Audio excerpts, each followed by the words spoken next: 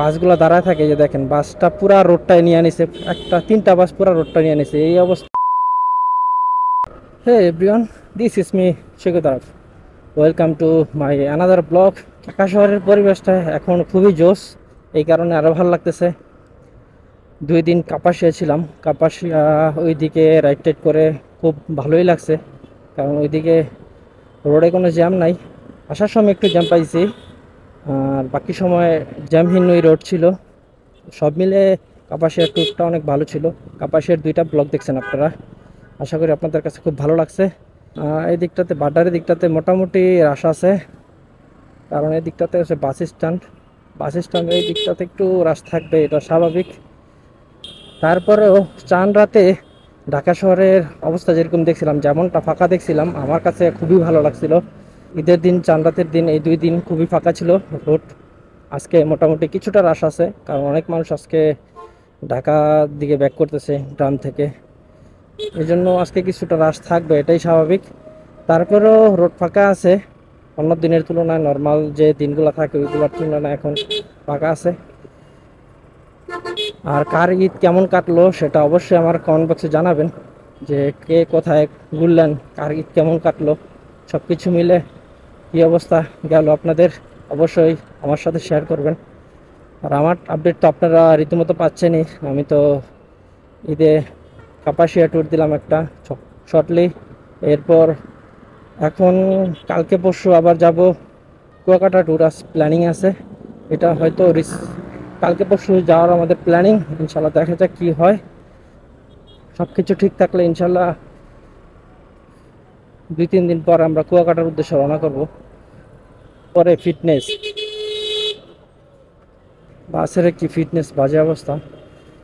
Road মোটামুটি ফাঁকাই আছে, কিন্তু যেখানে বাসগুলো দাঁড়ায় থাকে, যে দেখেন বাসটা পুরা রোডটায় নিয়ে নিছে, একটা তিনটা বাস পুরা রোডটা নিয়ে নিছে এই অবস্থার মধ্যে চললে শুধু বাসের কারণে ঢাকা শহরে জ্যাম হয়, এটা আমরা সবসময় বলবো। কারণ বাসওয়ালারা বলবে রিস্কওয়ালাদের কথা, কিন্তু আমরা যারা বাইক চালাই বা কার চালাই তারা আমরা বলতে পারবো যে সম্পূর্ণ জ্যাম শুধু রোডে হয় বাসের জন্য। কারণ তারা যখন বাস স্ট্যান্ডে যায়, যখন তারা তখন পুরা রোডটা ব্লক করে তারা দাঁড়ায় থাকে, মানে পিছন থেকে কোনো গাড়ি আসতে দিবে না, এরকম একটা পরিস্থিতি তাদের মধ্যে তৈরি হয়।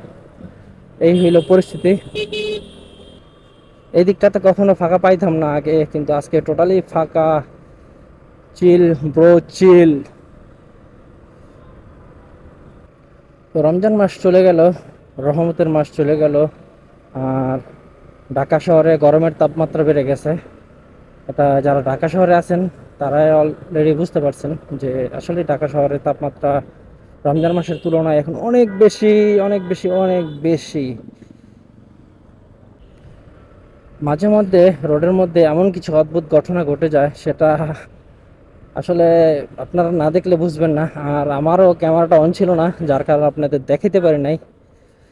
তাদের জন্য অনেক সুন্দর মুহূর্ত, বাট আমাদের জন্য আসলে এটা সুন্দর না, কারণ সব কিছুর একটা প্রাইভেসি দরকার থাকে। সেটা হয়তো আপনারা অলরেডি বুঝে ফেলছেন, প্রাইভেসির ব্যাপারটা কিসের জন্য আসে বা কখন আসে।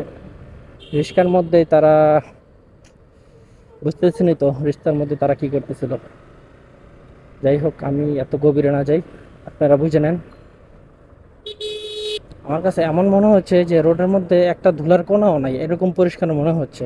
যদি আর এমন পরিষ্কার না, কারণ রোডের 2 পাশে অনেক ধুলা আছে, তার কারণে রোডে এমন ক্লিন হবে না। বাট গাড়ি আসা যাওয়া হওয়াতে রোডটা পুরাই ক্লিন বা পরিষ্কার আছে, যেটা আমার কাছে খুব ভালো লাগতেছে। ধুলাবালি কম থাকলে বাইক রাইড করতে অনেক মজাই লাগে, বাইক রাইড করতে খুব স্বাচ্ছন্দ্য বোধ করা যায়। কারণ সবসময় ধুলার মধ্যে বাইক রাইড করতে করতে বিরক্ত চলে আসে। পোলাপান যখন বাইক রাইড করে, মানে এই ধরনের সাপ্লিগুলো যখন সামনে পড়ে, তখন নিজের ব্যালেন্স করা কঠিন হয়ে যায়, মনটা চাই 2 রাত পর তখন চপাই, মানে এমন এক পরিস্থিতি তৈরি হয়। একে তো হেলমেট নেই, তারপর রাফ